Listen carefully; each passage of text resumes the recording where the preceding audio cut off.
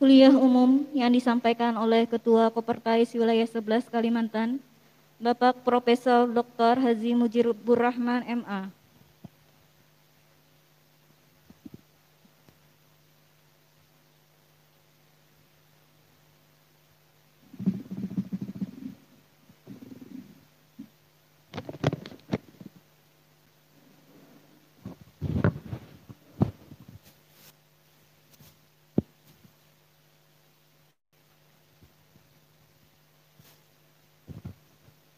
Bismillahirrahmanirrahim. Cek satu. Assalamualaikum warahmatullahi wabarakatuh.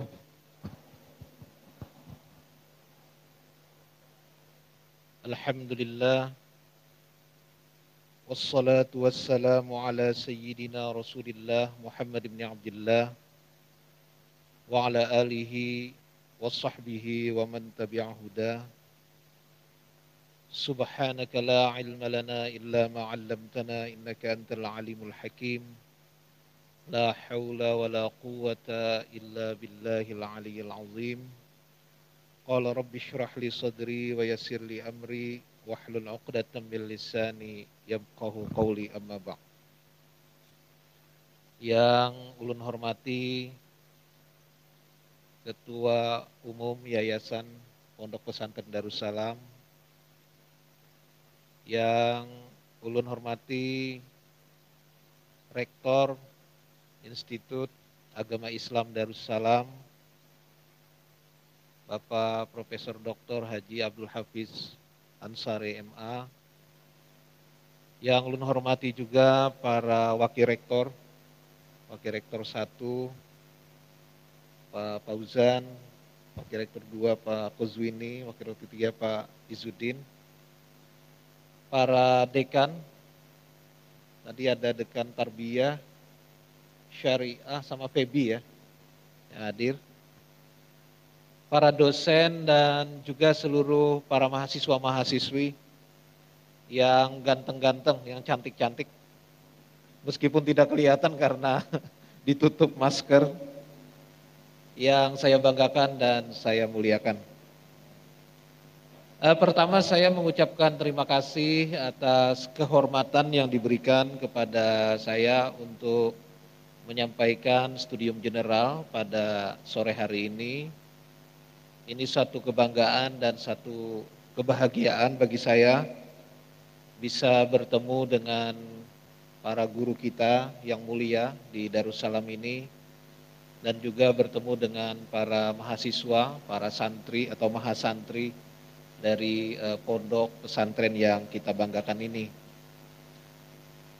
Kemarin saya mencoba membuat tulisan makalah, tapi kalau dibaca nanti bosan.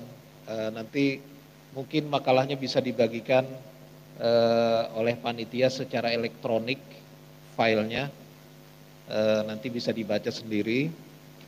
Saya akan mencoba untuk menyampaikan secara lisan dan nanti kita akan berdiskusi setelah itu ya. Judulnya adalah Tantangan dan Peluang Pembelajaran di Masa Pandemi. Saya membuka makalah ini karena di pesantren itu saya membukanya dengan pelajaran ilmu mantik. Ilmu mantik itu yang membuat adalah Aristoteles, ya kan? Nah, tetapi kemudian diterjemahkan ke bahasa Arab lalu menjadi pelajaran penting di dalam tradisi keilmuan Islam. Nah, salah satu yang memakai ilmu mantik ini adalah pelajaran ilmu tauhid atau ilmu kalam. Biasanya sering dikemukakan dalam ilmu kalam itu dalil akli selain dalil naqli, dalil rasional. Nah, salah satu dalil akli yang terkenal itu bunyinya begini: Al-alamu mutaghayyirun wa kullu mutaghayyirin hadithun. Fal alamu hadithun. Kurang ajar enggak? Kita tunggu dulu lah. Kurang ajar.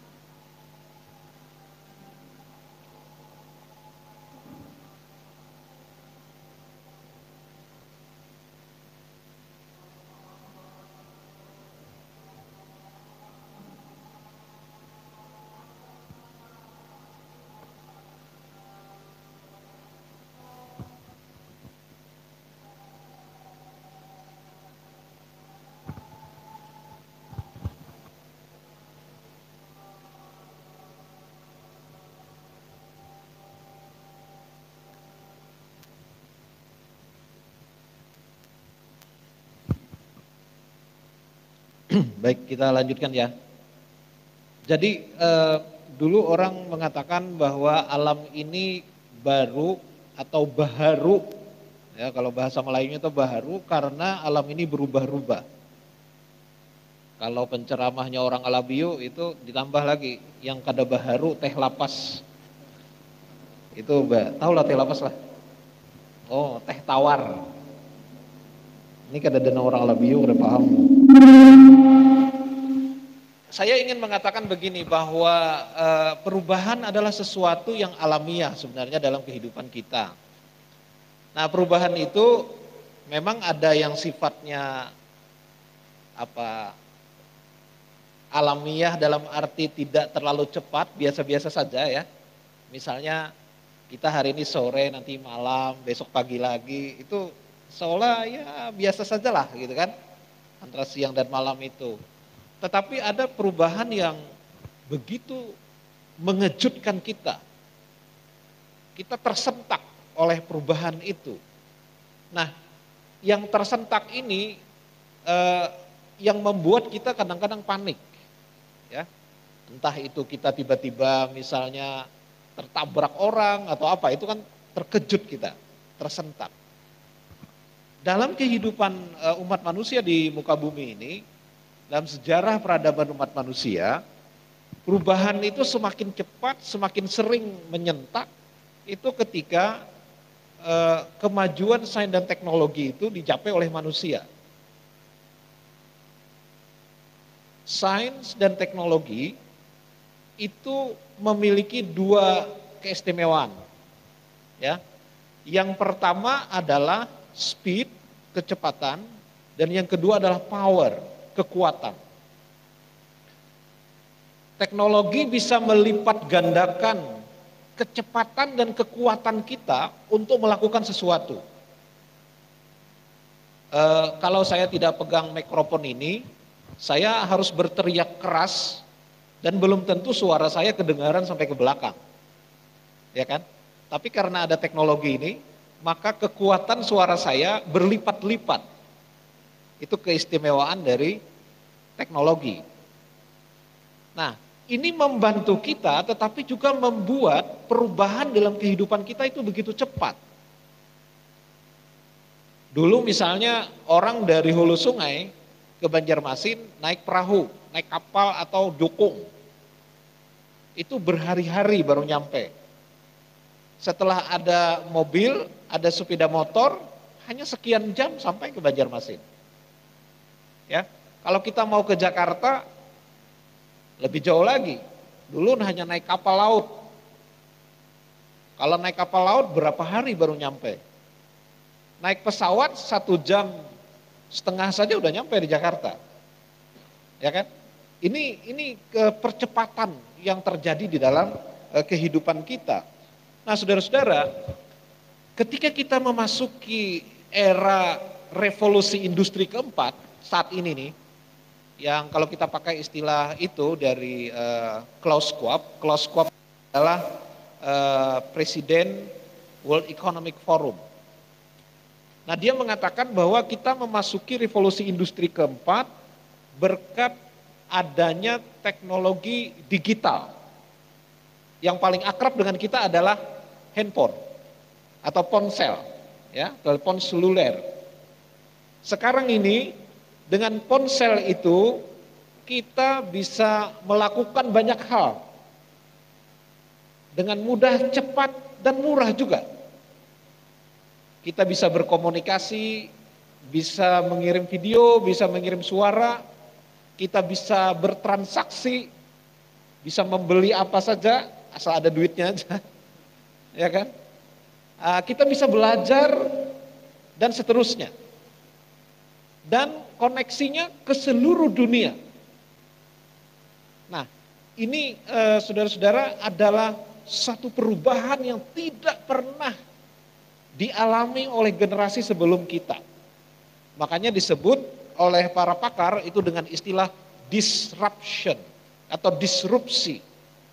Apa itu disrupsi? Disrupsi itu adalah perubahan yang begitu cepat, dan saking cepatnya perubahan itu, maka kita sudah tidak bisa lagi memperkirakannya.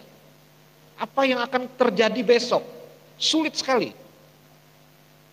Hari ini kita bingung, nanti saya akan masuk ke situ juga. Sebenarnya ke depannya ini gimana gitu, kita ilmuwan apapun ngomong sekarang ini. Paling cuma ya, mencoba-coba meramal begitu. Nah, saudara-saudara sekalian, di tengah-tengah dunia mengalami disrupsi selama ditemukannya ponsel pintar ini pada mulai tahun 2007 sampai sekarang. Baru loh ya, ponsel pintar dengan Android itu baru dimulai tahun 2007. Kita mengalami revolusi industri keempat. Tiba-tiba tahun 2020 atau di akhir 2019 terjadi sebuah disrupsi yang lebih dahsyat, yaitu wabah COVID-19 yang meluluh lantakkan segala macam aspek kehidupan kita yang selama ini kita anggap biasa, yang kita anggap normal, kemudian menjadi tidak normal. Dan lalu kita harus menciptakan sesuatu yang baru yang disebut new normal. Nah, saudara-saudara, seorang pemikir dari Slovenia, ini bukunya baru terbit dan saya senang sekali membacanya. Bulan Maret yang lalu dibagikan kawan-kawan secara elektronik gitu, saya dapat. Namanya Slavoj Žižek. Ini pemikir yang cukup kontroversial, berkebangsaan Slovenia. Tapi sekarang jadi profesor di Amerika Serikat. Dia menulis buku berjudul Pandemic COVID-19 Shakes the World. Jadi pandemi COVID-19 mengguncang dunia. Di dalam buku ini dia banyak mendiskusikan banyak hal, tetapi salah satu yang dia katakan adalah bahwa krisis COVID-19 merupakan krisis kesehatan yang berdampak pada krisis ekonomi dan melahirkan krisis psikologis, kejiwaan, dan nantinya besar kemungkinan akan menimbulkan krisis politik, krisis sosial. Yang ini yang kita takutkan sebenarnya saat ini. Coba saja kita bayangkan kalau ini berlalu masih lama lagi, ya berlangsung lebih lama lagi, ini apa yang akan terjadi gitu. Krisis ekonomi sudah jelas. Saat ini banyak negara mengalami resesi ekonomi. Indonesia masih ada harapan untuk bangkit. Mudah-mudahan kita selamat. Ya. Pakar ekonomi mengatakan apabila terjadi resesi, maka akan muncul orang-orang yang disebut dengan hungry man yang menjadi angry man. Orang-orang lapar yang menjadi marah. Itu kalau dalam teori Karl Marx, tokohnya komunis itu, dia mengatakan bahwa orang lapar itu bisa bikin revolusi. Karena kelaparan itu tidak bisa ditahan, perut tidak bisa ditahan. Orang harus makan, ya kan? Nah ini, krisis yang seperti ini juga tidak bisa tidak membawa kepada krisis psikologis. Perasaan tidak nyaman, perasaan tidak tenang, galau, ya, tidak enak. Itu pasti terjadi pada diri kita sebagai manusia. Nah, hal yang ini juga tentu, krisis ini tentu mengenai kita di lembaga pendidikan. Ya, di lembaga-lembaga pendidikan, baik itu sekolah, madrasah, pesantren, sampai perguruan tinggi seperti kita ini. Salah satunya adalah bahwa pembelajaran tidak dibolehkan secara tatap muka, kecuali di daerah yang zona hijau dan kuning. Itu pun dengan protokol kesehatan yang ketat. Begitu aturannya. Nah ini bikin galau sekali ini. Ya. Banyak orang tua sekarang stres karena harus menemani anaknya belajar, mengerjakan PR ya setiap hari. Apalagi ibu-ibu, kasihan sekali kalau ibu tuh ngurus anak, kemudian ngurus dapur juga, ngurus pekerjaan juga gitu kan. Sampai ada teman istri saya itu stroke gara-gara seperti itu. Ini situasinya tidak nyaman sama sekali. Nah, namun di sisi lain kawan-kawan sekalian, seperti dikatakan Pak Profesor Hafiz tadi, Tidak ada di dunia ini yang 100% negatif. Allah menciptakan segalanya itu berpasang-pasangan. Mesti di balik musibah ada hikmah. Di balik tantangan ada peluang. Di balik yang negatif ada yang positif. Nah, inilah yang saya ingin diskusikan pada kesempatan hari ini. Apa kira-kira peluang yang baik, paling tidak aspek yang positif yang bisa kita ambil dari pembelajaran di masa COVID-19 ini yang dilaksanakan secara daring. Di mana-mana dilaksanakan secara daring. Nah, yang pertama saya melihat bahwa seandainya tidak ada COVID-19, mayoritas lembaga pendidikan di dunia ini tidak akan pernah mau menggunakan pembelajaran daring. Kami di UIN itu sudah punya sistem pembelajaran daring ini udah lama, bertahun-tahun yang lalu, namanya ILS, e-learning system. Tapi nggak ada yang mau pakai. Kalau ada yang pakai 1-2 aja. Mahasiswa pun lebih suka ketemu daripada online. Kan begitu. Tapi setelah adanya kasus ini, maka mau tidak mau kita harus mau. Kalau tidak, maka kita tidak akan ada pembelajaran. Dan itu akan merugikan kita semua. Entah itu terpaksa dengan ikhlas, atau ikhlas dengan terpaksa. Gitu ya. Yang jelas bahwa pembelajaran daring ini akhirnya menjadi akrab dengan kita. Entah itu menggunakan WhatsApp, entah itu menggunakan Google Classroom, entah itu menggunakan e-learning system, apapun itu kemudian menjadi akrab dengan kita semua. Yang kedua, memang semula kita memperkirakan ya, pembelajaran daring itu di masa pandemi ini itu mahal. Terutama mahasiswa protes ini, kuota internetnya mahal Pak.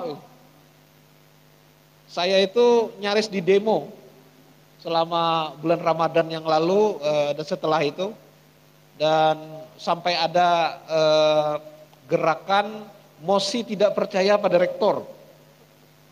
Betul Pak? Itu Pak. Akhirnya saya kumpulkan tuh tokoh-tokoh mahasiswa. Saya jelaskan masalahnya begini.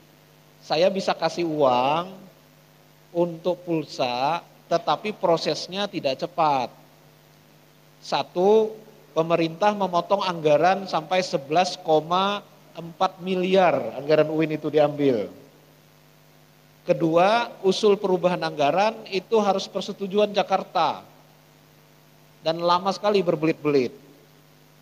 Maka dari itu, akhirnya kami baku kumpulan sumbangan. Sumbangan sukarela aja.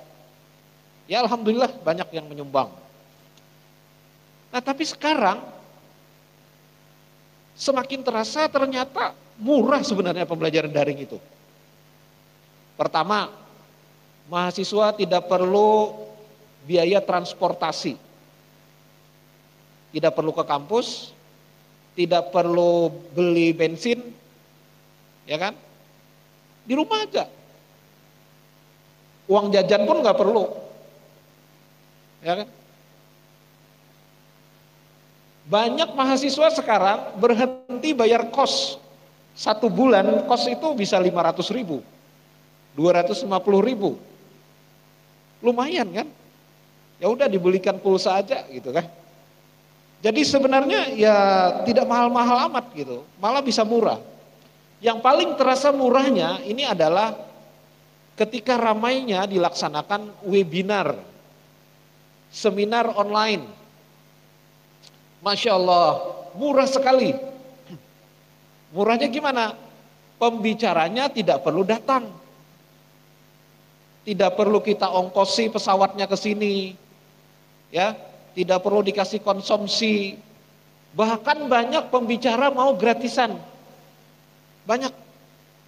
Sehingga sekarang ini di kampus sering mengadakan acara seminar atau webinar, pembukaan kuliah juga mengundang pembicara luar negeri. Kemarin di FEBI itu di fakultasnya Pak Hafiz mengundang pembicara dari Malaysia. Kemarin lagi di Fakultas Tarbiyah pembicaranya dari Mesir. Besok hari Kamis itu dari 3 negara, Amerika dari mana gitu. Saya nggak hafal. Fakultas Tarbiyah ngadain acara jurusan bahasa Inggris. Coba bayangkan itu kalau diongkosi berapa, ya kan? Udah mengurus visa, lagi mau masuk ke Indonesia visanya berapa bayarnya, ngantri di kedutaan. Tapi sekarang enggak. Nah, karena itu teman-teman sekalian, saya kira ini sesuatu yang sangat bermanfaat. Kita lihat positifnya. Sekarang bagi mahasiswa bagaimana? Tadi saya cerita sedikit dengan Pak Hafiz, bagaimana kami mengadakan pembelajaran untuk program kaderisasi ulama di UIN. Saya kebetulan kalau hari Senin pagi jam 6 itu giliran halakoh untuk para mahasiswa PKU, program kaderisasi ulama itu. Membaca kitab Imam Al-Ghazali, Al-Maqsadul Asna fi Syarhi Husna. Itu sudah sampai ke nama Allah Al-Muqid. Itu. Jadi sore atau malam itu saya rekaman sekitar 10 menit. Rekaman video, saya rekam sendiri. 10 atau 15 paling lama. Supaya ringan, itu saya kompres dulu di HP, kompres. Setelah dikompres, di-upload ke YouTube. Upload ke YouTube, lebih ringan lagi kan? Linknya saya bagikan kepada para mahasiswa. Absen saya bagikan absen online pakai Google Form. Pakai Google Form aja absennya, tag bagi. Jam 6 pagi saya tungguin pertanyaan tertulis. Pertanyaan tertulis. Pertanyaan 1, pertanyaan 2, pertanyaan 3 gitu ya. Nah, jawabnya gimana? Jawabnya saya pakai voice, pakai suara. Rekam, jawaban paling 2 menit ya, kirim suaranya langsung dibaca para mahasiswa. Nanti ada pertanyaan lagi begitu. Sampai jam 7:30. Keistimewaannya apa? Mahasiswa bisa mengulanginya. Karena terekam. Ya kalau videonya bisa ditonton bahasa, suaranya bisa didengar bahasa, begitu juga tulisan. Kalau jawabannya tulisan, kan bisa dibaca ulang. Coba kalau kita di kelas, kalau sambil mengantuk, mencatat kada, parai dah, parai. Nah ini kita ambil positifnya, ya kan? Nah itu, yang ketiga, ini yang sangat penting kira-kira bagi kita semua, yaitu hubungan antara guru dan murid, dosen dan mahasiswa. Harus kita akui bahwa perjumpaan langsung seperti ini lebih terasa auranya, ya kan? Lebih manusiawi. Tetapi ya apa boleh buat, kita nggak bisa melakukan itu kecuali dengan batasan-batasan yang luar biasa.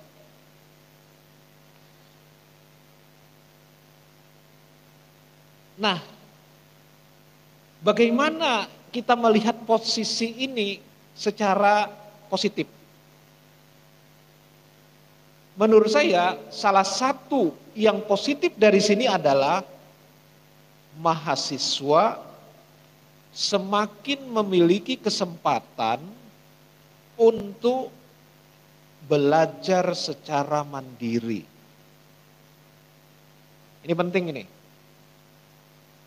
Kalau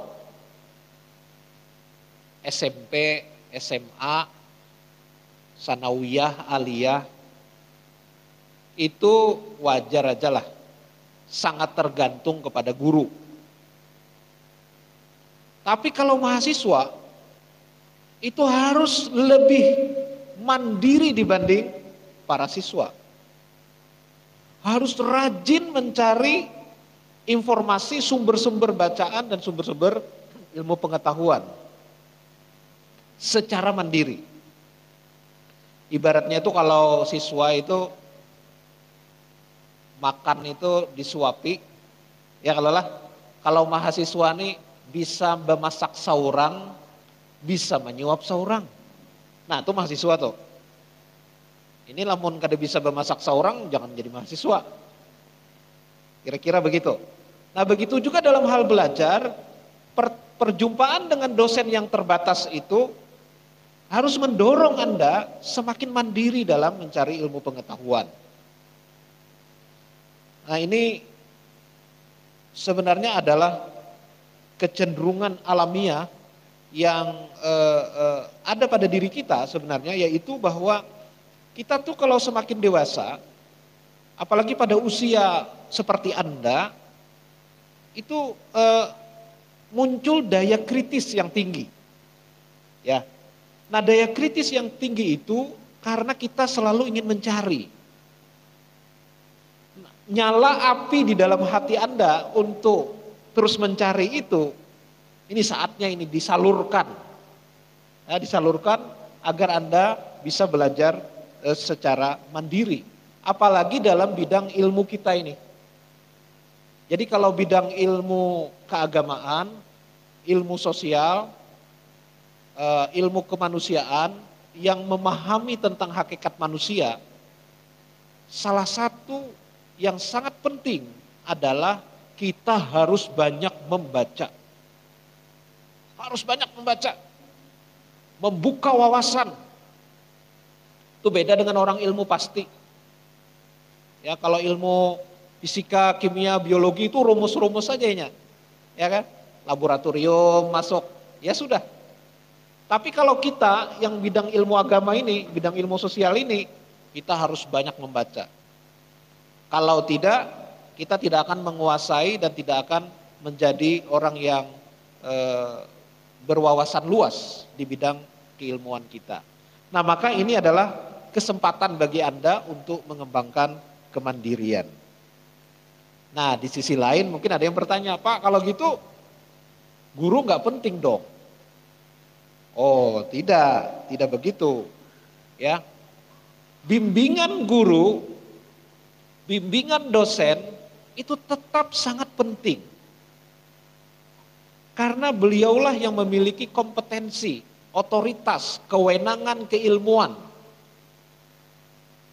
Ini yang salah kaprah saya pernah membicarakan ini dengan kawan-kawan di Fakultas Tarbiyah di kampus. Karena ada kasusnya begini Pak Fauzan. Dosen ini masuk mengajar, mahasiswa semester 1 pulang. Yang baru kayak ini nah. Langsung dibagi judul makalah. Tidak diajari apa-apa, kasih judul. Minggu depan bikin makalah. Gilirannya presentasi si Ano atau kelompok ini. Masuk minggu depan, mahasiswa presentasi, moderatornya mahasiswa juga, dosennya maungut sambil memicik HP.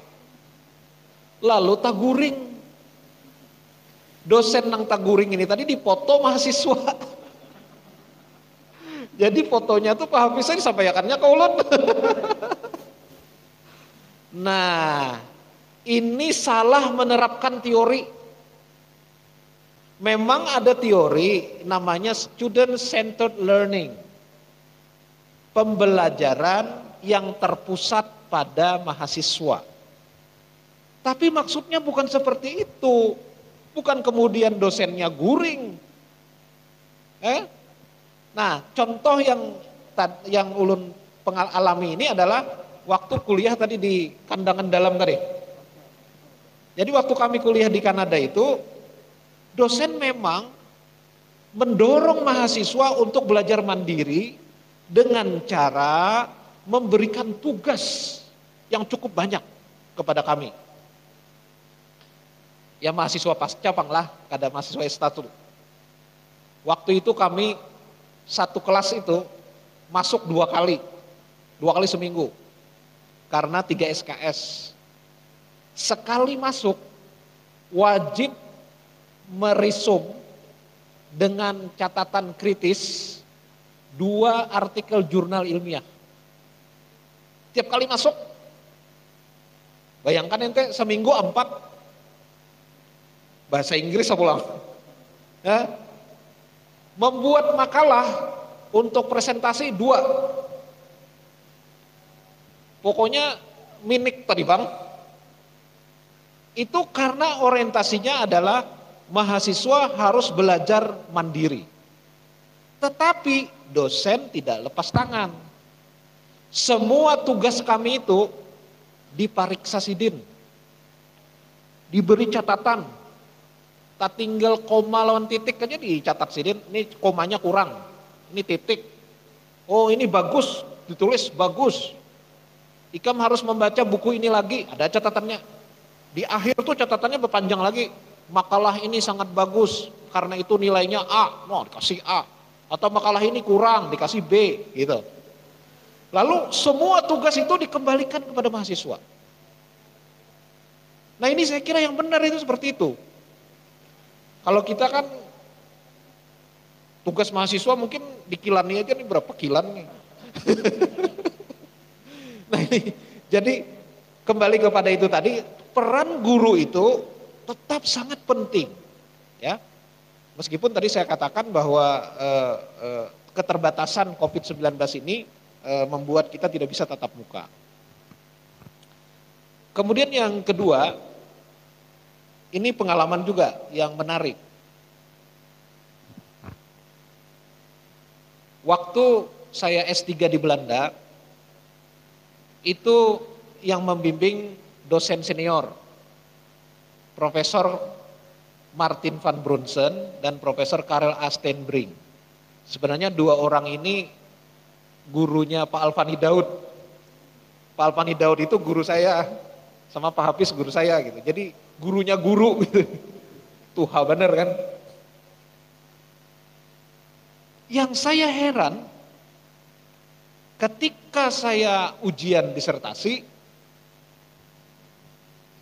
yang mewisuda saya langsung di acara itu bukan rektor, tetapi pembimbing saya ini. Dan yang menandatangani ijazah saya itu pembimbing. Martin sama Karel, baru rektor. Direktur pasca, dekan gak ada. Nah, saya tanya ini bagus juga ini. Saya tanya sama orang sana, kenapa seperti ini? Karena di Indonesia tidak begini gitu. Jawabannya apa? Karena yang menjadikan kamu doktor itu adalah gurumu. Dan gurumu itu adalah pembimbingmu. Karena itu harus dia yang tanda tangan. Nah, itu Pak. Jadi kemudian saya tertarik dengan ini. Lalu saya membaca penelitian George Makdisi. George Makdisi ini orang Lebanon yang kemudian jadi profesor di Amerika. Dia menulis tentang bagaimana madrasah nizamiyah di zaman Imam Al-Juwaini, Imam Al-Ghazali mendidik para mahasiswanya. Dulu madrasah itu Al-Jami'ah ya sekarang ya. Dulu universitas madrasah itu. Nah, salah satu yang beliau katakan di dalam penelitiannya itu adalah bahwa madrasah nizamiyah tidak pernah mengeluarkan ijazah. Tidak pernah. Yang mengeluarkan ijazah adalah setiap guru langsung kepada muridnya.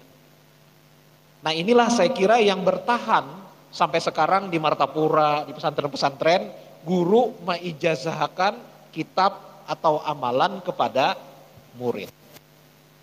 Uniknya adalah di zaman modern justru orang Eropa seperti di Belanda itu yang mempertahankan budaya ini.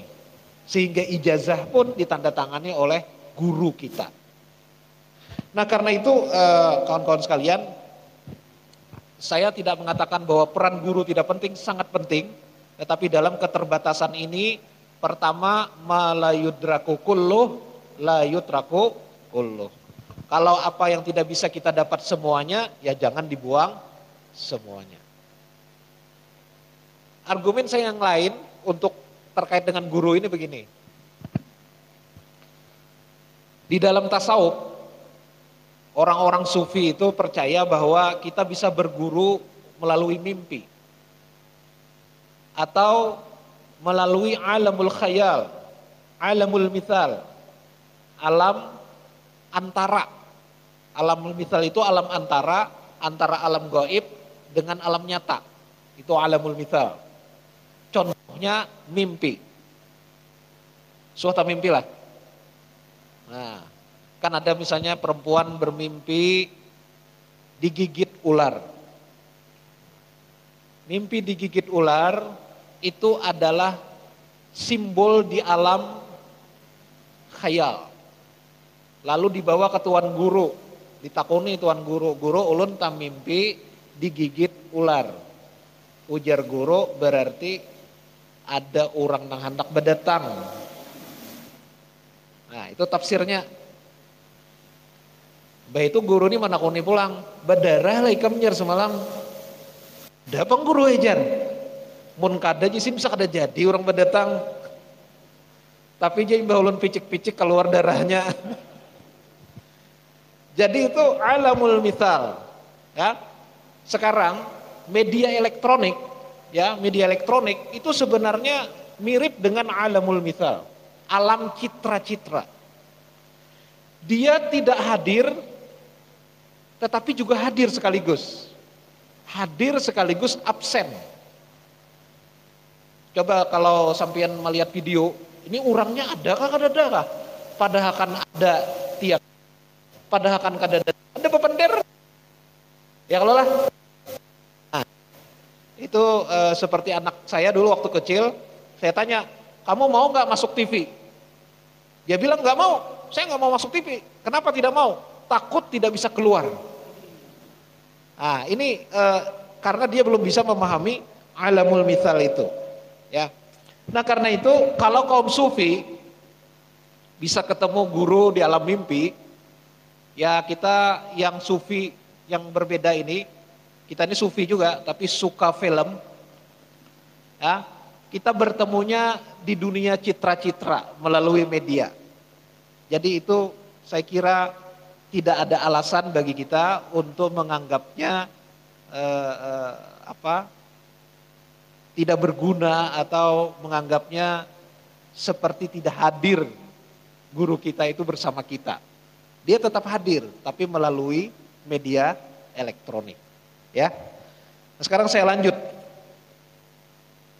Yang keempat, manfaat dari situasi saat ini adalah kawan-kawan para mahasiswa bisa kemudian memaksimalkan manfaat yang positif dari ponsel ataupun internet dan mengurangi dampak-dampak negatifnya. Hasil studi dari Kemenkominfo misalnya, rata-rata orang Indonesia menghabiskan waktunya sehari untuk Facebook saja itu 3 jam 23 menit. Facebook. Kalau yang muda-muda ini sukanya Instagram. Ya kan, saya tahu itu Instagram. Entah berapa jam sehari itu Instagram menjadi tinggi. Ya kan? Belum lagi chatting. Biasanya kalau yang muda-muda ini sukanya Line, Twitter. Kalau nang tuha-tuha WhatsApp. Nah, kalau kami nang tuha nih pakai WA. Banyak Waktu tuh habis untuk itu aja. Sebuah survei di Baylor University terhadap para mahasiswa itu membuktikan bahwa 2/3 dari mahasiswa yang diwawancarai mengaku hal pertama yang dilakukannya setelah bangun tidur adalah membuka ponsel. Kalau ente ini kada pengelola, kada belain kira-kira lah. Nah, kita tidak bicara soal dampak-dampak yang lebih jauh lagi, bahwa di media sosial itu macam-macam informasi yang tidak bermanfaat gitu. Dengan adanya pembelajaran daring ini, saudara-saudara, diharapkan bisa memaksimalkan teknologi itu untuk menambah ilmu pengetahuan, menambah wawasan, membuka cakrawala. Bukan digunakan untuk main, game, chatting, selfie-selfian gitu ya. Bukan saya melarang itu, tapi maksudnya yang bermanfaat ini lebih kita maksimalkan. Nah, yang kelima,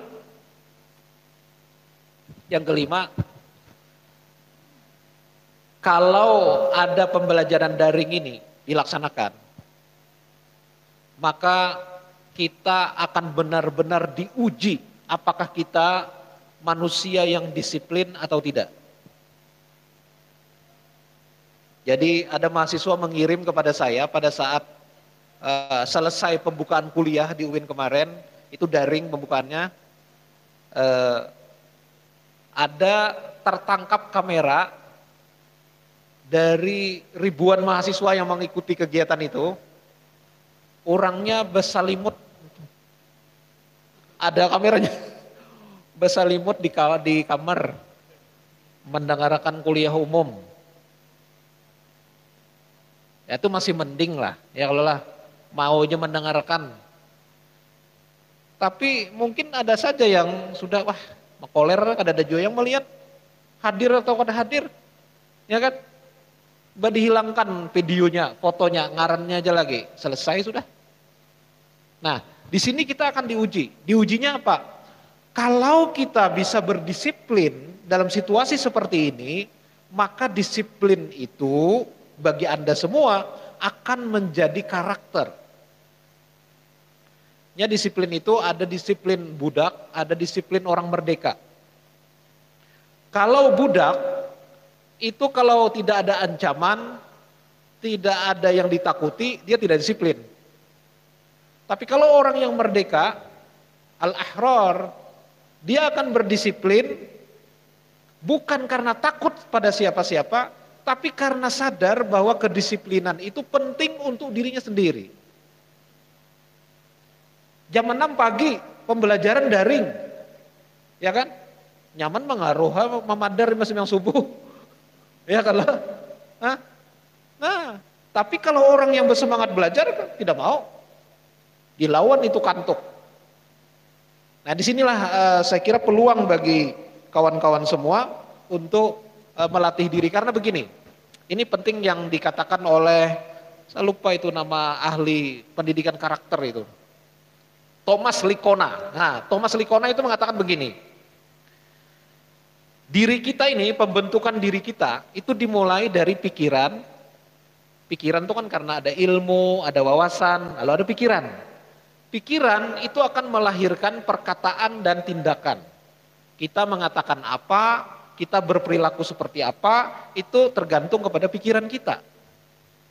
Nah, perkataan dan perbuatan kita itu kalau dilakukan berulang-ulang, dia akan menjadi kebiasaan. Ya kan? Setelah menjadi kebiasaan, lama-lama kebiasaan, maka dia akan menjadi akhlak, menjadi karakter kita. Dan karakter itu kata orang bule, your character is your destiny. Karaktermu, akhlakmu adalah nasibmu. Orang yang disiplin akhlaknya, itu nasibnya pasti beda dengan orang yang malas. Pasti beda. Ya kalau. Nah jadi di sini kesempatan bagi Anda untuk apa? Meningkatkan disiplin justru kalau menurut saya. Yang keenam, masih kuatkah mendengarkan? Asam muyak kah sudah? Sedikit lagi lah, kayaknya kita dialog. Yang keenam, begini, kita ini kawan-kawan semua hidup pada zaman yang sangat berbeda dengan generasi kami, apalagi generasi bapak-bapak ini. Apa itu? Kami ini generasi mesin tik. Mesin tik, nah mengetik pakai mesin tik sampai bangkak tangan. Generasi yang kekurangan informasi. Saya ingat dulu waktu kuliah di Jakarta dengan Pak Profesor Khatibul Umam. Masih hidup rasanya lah Pak Khatibul Umam nih. Beliau cerita, waktu beliau kuliah di Mesir, itu tahun 60-an, seangkatan Gus Dur. Kata beliau, apabila ada tamu dari Indonesia datang ke Mesir, membawa koran, barabut mahasiswa anak membaca. Barabut. Padahal korannya itu sudah basi itu pasti. Mungkin 3 hari, 4 hari, seminggu, ya kalau lah. Barabut. Kalau wayah ini ditertawakan mahasiswa. Ya. Nah, buka HP. Real time berita itu. Langsung kejadian, langsung ada beritanya. Artinya apa? Artinya generasi Anda adalah generasi yang kelebihan informasi. Bahkan kalau saya menggunakan istilahnya tsunami informasi. Karena kalau tsunami itu ada air, ada lumpur, ada sampah, ada macam-macam. Banyak banget. Ya, sampai bingung. Nah, sekarang apa hubungannya dengan pembelajaran kita? Hubungannya begini. Para ahli sekarang mengatakan bahwa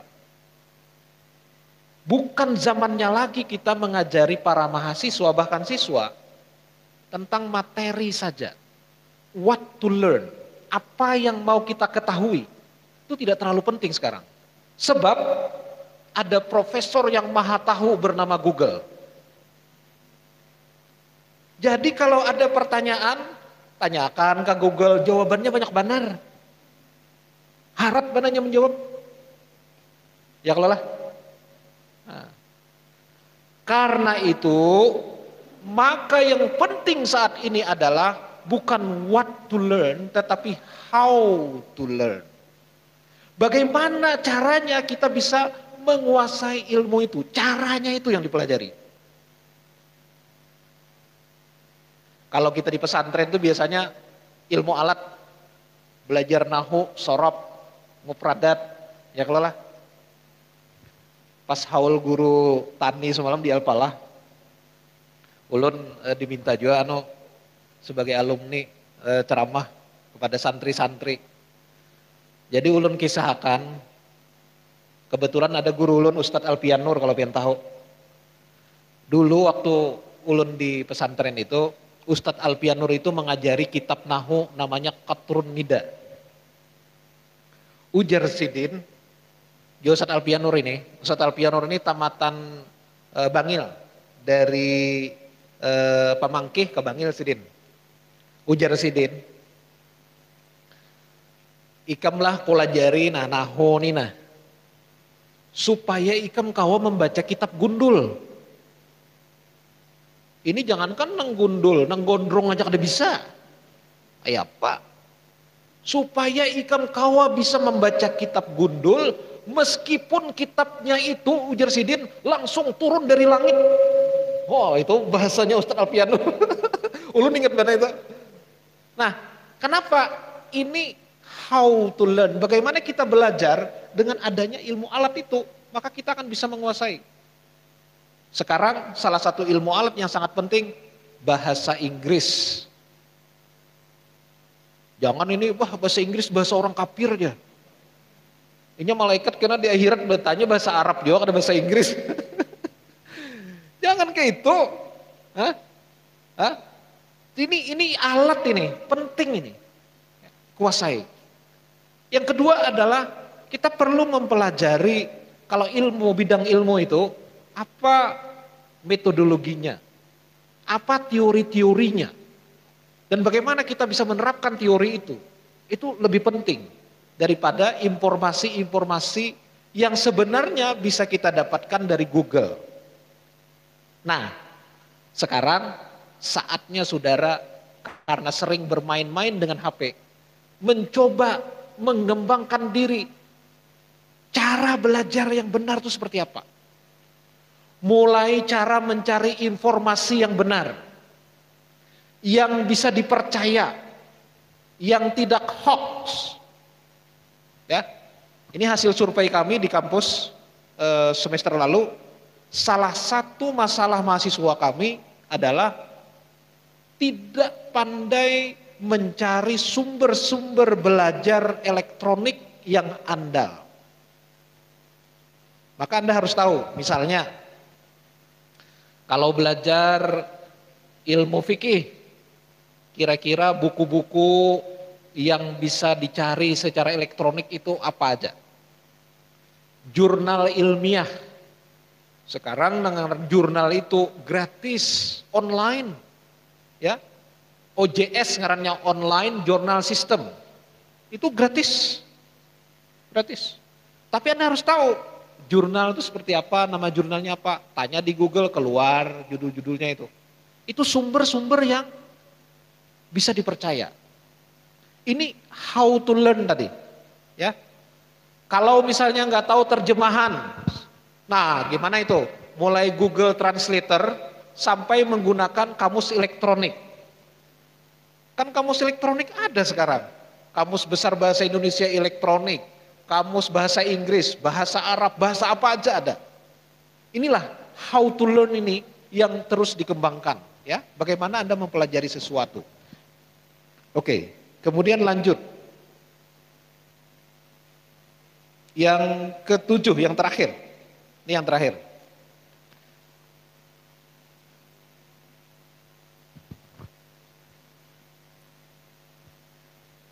Saat ini, sebenarnya bukan saat ini, saat COVID ini aja, setelah munculnya revolusi industri keempat, era digital, hampir semua ilmuwan di perguruan tinggi maju di dunia menyadari bahwa sehebat apapun kurikulum di perguruan tinggi, apalagi di sekolah, tidak akan bisa mengikuti perubahan zaman yang begitu cepat. Tidak bisa. Tak dahulu di masyarakat perubahan itu daripada kita. Maka, pendidikan yang diberikan kepada generasi muda adalah bukan sekedar menguasai ilmu pengetahuan, bukan sekedar bagaimana cara belajar, tetapi lebih dari itu adalah learning capacity, kemampuan untuk terus-menerus belajar. Ada passion, ada gairah yang terus-menerus untuk mau mempelajari sesuatu yang baru. Orang yang buta huruf di masa yang akan datang, itu bukan orang yang tidak pandai membaca dan menulis, kata Toffler. Tetapi orang yang tidak mau mempelajari sesuatu yang baru. Karena yang baru itu banyak sekali. Ya, sekarang aja sebentar-sebentar ada lagi yang baru gitu kan. Nah, karena itu saya kira kawan-kawan semua, kesempatan di masa daring ini Anda coba mengasah diri. Bagaimana kiranya gairah untuk terus menuntut ilmu seperti yang diajarkan oleh agama kita. Utlubil ilma minal mahdi ilal lahad. Tuntutlah ilmu dari buayan sampai ke liang lahat. Itu betul-betul tertanam di dalam diri kita. Sehingga apa? Sehingga apapun yang terjadi setelah Anda nanti sarjana, ya, dalam perubahan dunia ini, Anda siap menghadapinya. Karena Anda siap untuk mempelajarinya. tidak takut belajar yang baru dan selalu mau belajar. Ini bisa tercipta ketika Anda secara mandiri terus-menerus memupuk kemampuan itu selama perkuliahan. Termasuk diantaranya menggunakan fasilitas dalam jaringan internet yang dilakukan secara mandiri. Ya, saya kira ini pengantar dari saya. Mungkin masih sempat kok kita berdialog ya. Biasanya dialognya lebih bagus. Kalau ceramah ini kan satu arah saja. Nanti makalahnya yang lengkap silahkan dibaca secara elektronik atau sudah dibagi, saya nggak tahu, mungkin dibagikan secara elektronik. Saya tidak mungkin membacakan semua karena terlalu panjang dan mungkin membosankan. Nah, selanjutnya saya kembalikan kepada pembawa acara dan kita bisa berdialog. Saya mohon izin untuk kembali ke tempat. Ya.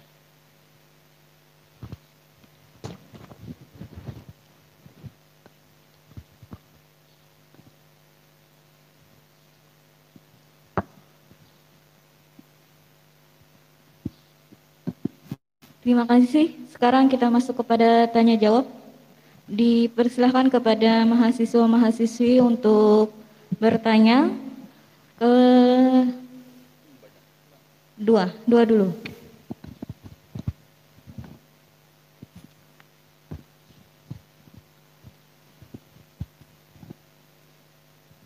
Assalamualaikum warahmatullahi wabarakatuh.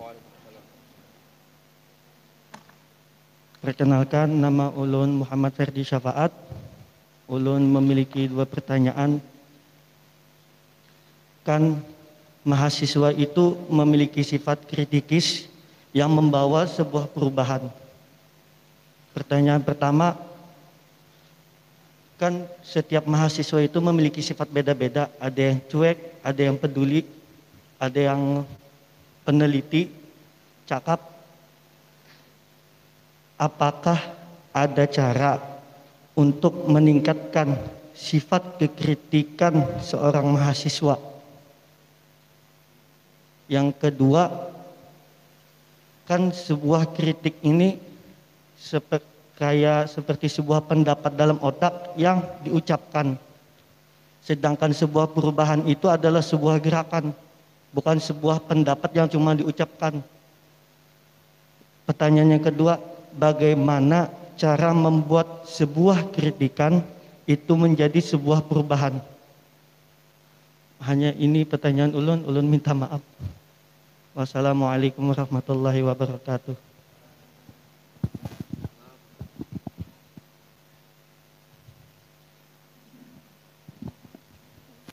Assalamualaikum warahmatullahi wabarakatuh. Nama saya Nuraila Hayati, jurusan PAI.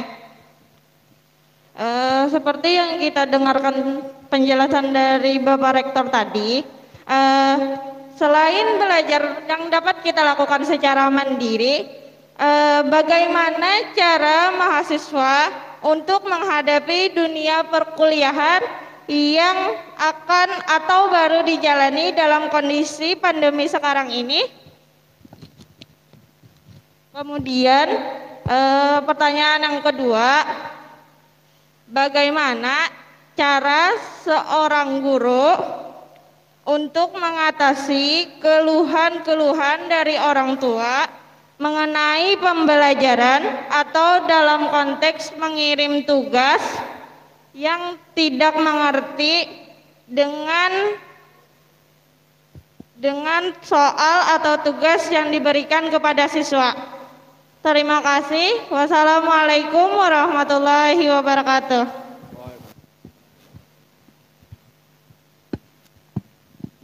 Oke, Prof. 2 dulu, Prof.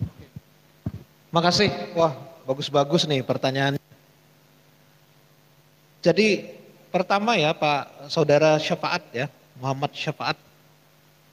Mahasiswa itu macam-macam. Ada yang pendiam, ada yang lantih, banyak pandir, ya kan? Ada yang kalau istilah di kampus itu ada kupu-kupu, kuliah pulang.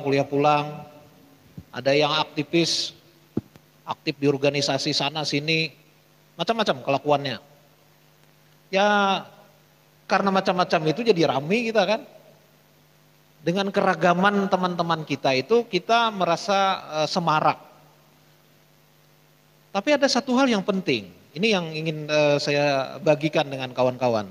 Saya kebetulan jadi wakil rektor bidang kemahasiswaan itu 4 tahun sebelum jadi rektor. Banyak sekali bertemu dengan para aktivis, para mahasiswa. Sering saya tanya, mahasiswa itu, Ikam kenapa kuliah di sini mengambil jurusan itu? Anu pai semalam kekawanan mang jauh 4 ke situ jauh 4 teh julun jar. Nah, ada juga yang menyauti anu abah aja menyuruh jar. Ada juga. Ada juga pang nang pina korehing aja. Anu pai aja mudahan naik dapat jodoh jar.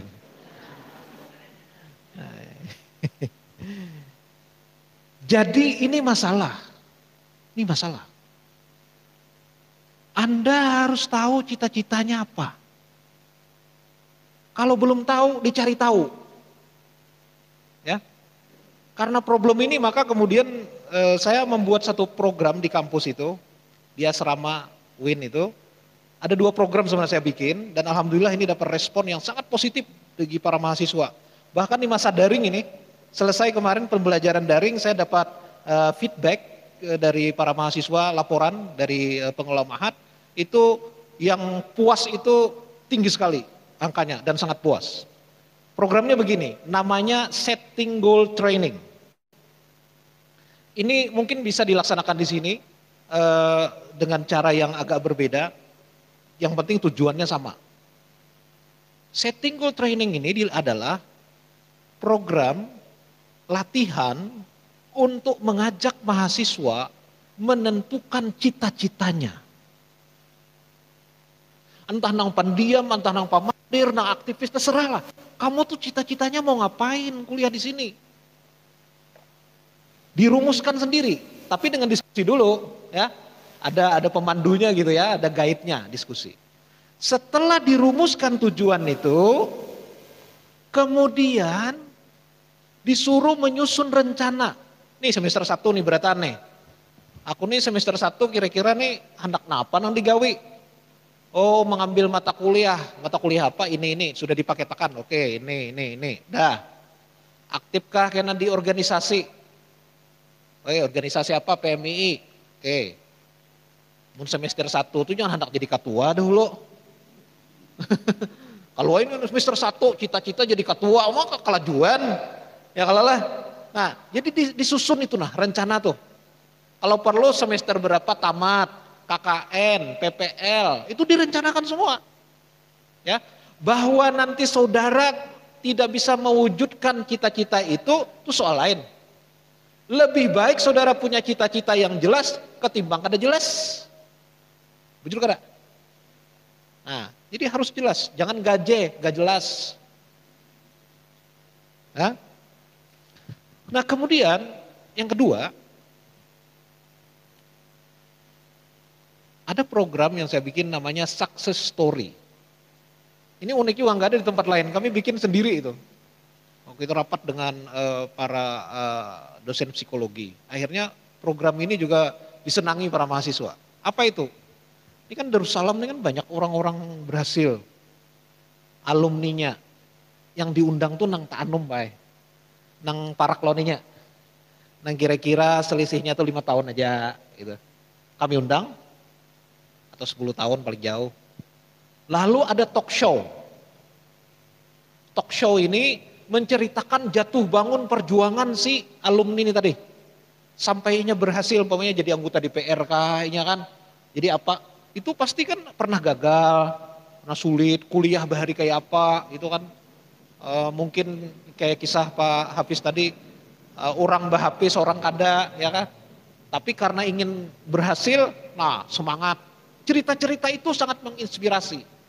Biasanya talk show-nya itu paling cepat 2 jam yang tuntung. Rata-rata tuh hampir 3 jam. Selesai talk show, tidak berhenti. Pas talk show, kemudian mahasiswa berdiskusi. Apa inspirasi, apa pelajaran yang bisa diambil dari tokoh kita tadi nih. Nah, masing-masing nyoba diskusi itu kan, tidak boleh putus asa atau misalnya banyak berdoa, minta nasihat kawan, macam-macamnya pengalaman tadi. Setelah itu sesi ketiga, masing-masing mahasiswa diminta untuk membuat action plan, rencana tindak lanjut dari inspirasi yang diambil dari tokoh tadi. Nah ini saya ingin berbagi ini karena ingin mengatakan bahwa banyak sekarang ini problem generasi muda itu karena gaji itu tadi. Gak jelas. Ya, mudah-mudahan Bang sempian-sempian ini sudah jelas. Kalau belum diperjelas.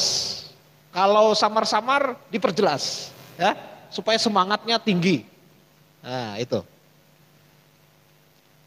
Nah karena itu kemudian untuk menjawab yang pertanyaan yang kedua, bagaimana pendidikan bisa mengubah kita? Ya perubahan dalam pendidikan itu akan terasa kalau saudara mencapai apa yang ingin Anda capai. Itu akan terjadi. Tapi kalau alif katia alif saja, tidak jelas apa yang mau dicapai. Hanya gelar sarjana tetapi ya tidak ada isinya misalnya. Itu kan sia-sia. Nah dengan adanya cita-cita yang jelas, rencana yang jelas, itu akan membantu saudara-saudara. Dan ini akan sangat bagus dikomunikasikan dengan dosen penasehat. Ini saya laporkan juga dengan Pak Hafiz ini karena beliau ketua senat kami. Tahun ini Pak Hafiz insya Allah selesai nih program elektronik yang kami desain untuk memetakan potensi mahasiswa. Nah ini tinggal yang diukur akhlaknya lagi yang belum nih nah. Yang lain sudah bakat minatnya, intelijensinya segala macam. Itu nanti ada tes elektronik yang kami buat untuk seluruh mahasiswa baru.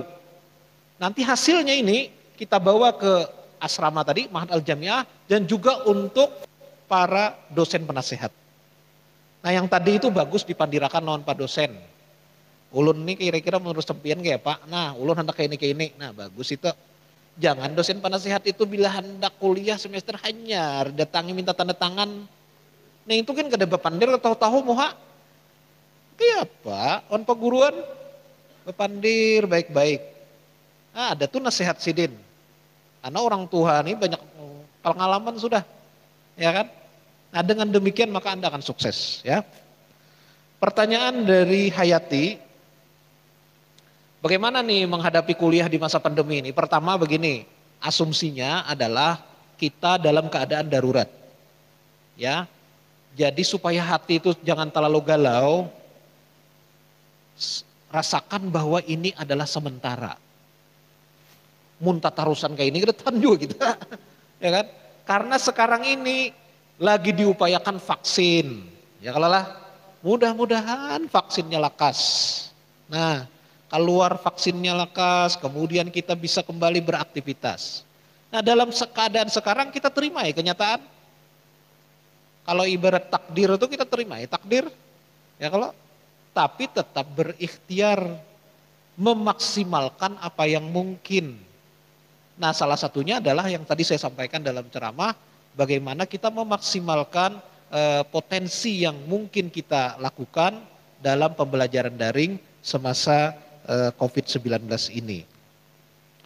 Kalau orang tua stres menghadapi anaknya, tidak bisa membimbing anaknya, ini saya kira wajar sekali. Ini memang masalah serius, ya. Pertama, tingkat pendidikan masyarakat kita itu sangat jomplang. Orang yang seperti saudara-saudara nih, yang jadi mahasiswa-mahasiswi ini, jumlahnya itu kada sampai 5% dari remaja-remaja ini. Nah. Rata-rata pendidikan di Kalimantan Selatan ini baru SMP. Itu data statistik. Jadi sempian-sempian ini orang yang beruntung. Dan karena beruntung, tanggung jawabnya juga besar. Supaya karena kalau buan ente-ente ini jadi mama, bisi anak, ada pusing lagi malah jadi anak. Ya kalau lah, amun nang ini makasian. Masih dina aja kada tamat SD umpamanya. Ini mapa, anak dipaksa-paksa. Rakawa. Rata-rata pendidikan rakyat kita SMP aja. 7,9 tahun. Sebenarnya itu angkanya 7,9 tahun itu kan belum tamat di SMP. Rata-ratanya tuh statistik kita. Nah, itu satu ya. Jadi ini jadi motivasi lah bagi kawan-kawan di sini semua. Termasuk ini perlu juga mungkin kalau secara mahasiswa baru saya selalu ingin sampaikan ini di sekolah-sekolah tinggi atau institut atau di UIN. Ini kenapa mahasiswa itu sedikit dibanding mahasiswi? Ente jangan percaya teori poligami. Yang bibinian yang percaya. Ya. Jumlah perempuan dan laki-laki itu seimbang. Baca statistik. Seimbang. Cuma kalau di sekolah agama, bibinian memang tak banyak. Kenapa? Ini kenapanya ini yang penting. Hasil penelitian dari Pak Arif Furqon dulu penelitian saya ingat itu di Pendis. Dia direktur waktu itu penelitian itu ternyata jawabannya satu. Orang tua lebih percaya anak perempuannya itu selamat kalau sekolah agama. Artinya kada nakal tuh. Jadi jangan sampai misalnya kuliah di Institut Agama Islam Darussalam soalnya nakal. Nah, kalau mahasiswa UIN tuh saya olok-olok gitu. Mantang-mantang besubarangan lawan HBI. Jadi kita lalu naik HBI ya kan. Kacau itu. Kacau. Yang pertama sakit hati itu orang tua Anda. Karena harapannya itu Anda ini selamat jadi orang baik-baik. Sekolah agama. 1. 2. Harapan orang tua sangat besar kepada para perempuan nih sekolah agama karena kalianlah yang mendidik anak-anak. Yang paling dekat kepada anak itu ibu. Nah itu. Ya tadi tuh. Bila anak PR, abahnya tahu-tahu. Umanya kasihan bener bilang sampai. Mana abah masak. Ya kan mana ke pasar. Mana. Oh my. Jadi ujar Profesor Amrin Tamagola itu, pernah ulun satu forum dengan beliau. Jadi kalau tugas perempuan kita ini kasihan banget. Mulai terbit matahari sampai terbenamnya mata suami.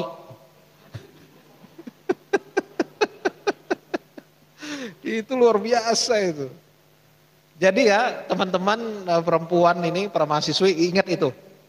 Ini pertanyaan ini terkait dengan itu. Yang ketiga, yang terakhir tanggapan saya, di sini memang dalam kondisi yang seperti ini perlu kalau Anda bertugas sebagai guru, ada di sini yang jadi juga guru sambil kuliah, gimana lah dibantu orang tua yang begini, ya. Entah itu ada visit kah, kunjungan kah, membantu barangkali sampai minggu sekali dibantu sidin. Tambah stres sidinnya kalau malah jadi anak ada bisa, anaknya mabuk-mabuk, bisa.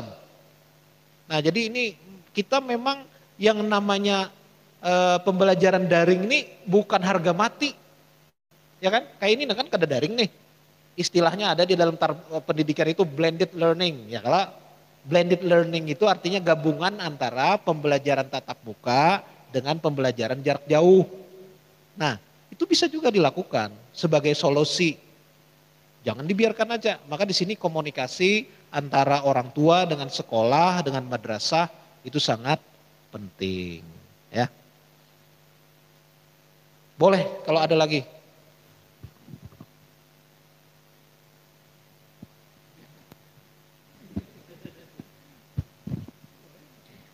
Karena keterbatasan waktu, sesi tanya jawab kita cukupkan sampai di sini. Acara selanjutnya doa yang akan dipimpin oleh Bapak Masrudin MPDI.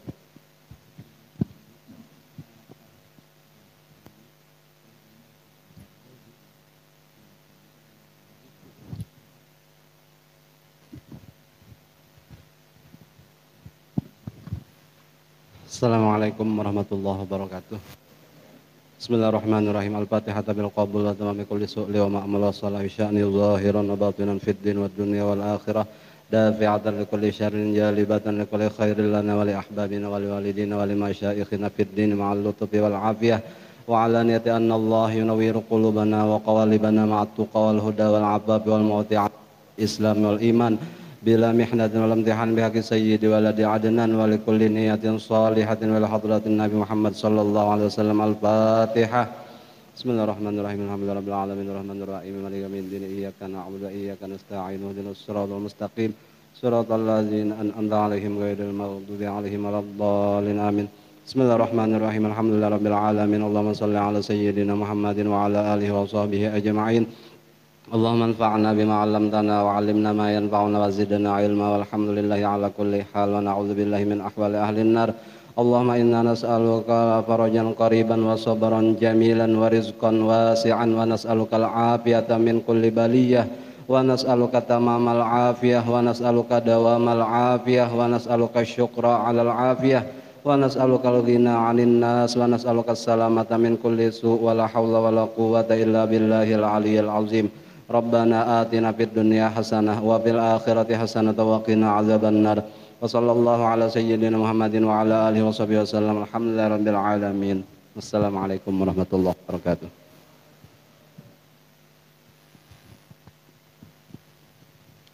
Acara selanjutnya penutup, marilah kita tutup dengan mengucapkan hamdalah. Alhamdulillahirrahmanirrahim. Demikian rangkaian acara kuliah umum dalam rangka pembukaan perkuliahan semester ganjil tahun akademik 2020-2021. Saya selaku pembawa acara salah hilaf mohon maaf. Wallah muwaffiq ila aqrabit thoriq. Wassalamualaikum warahmatullahi wabarakatuh.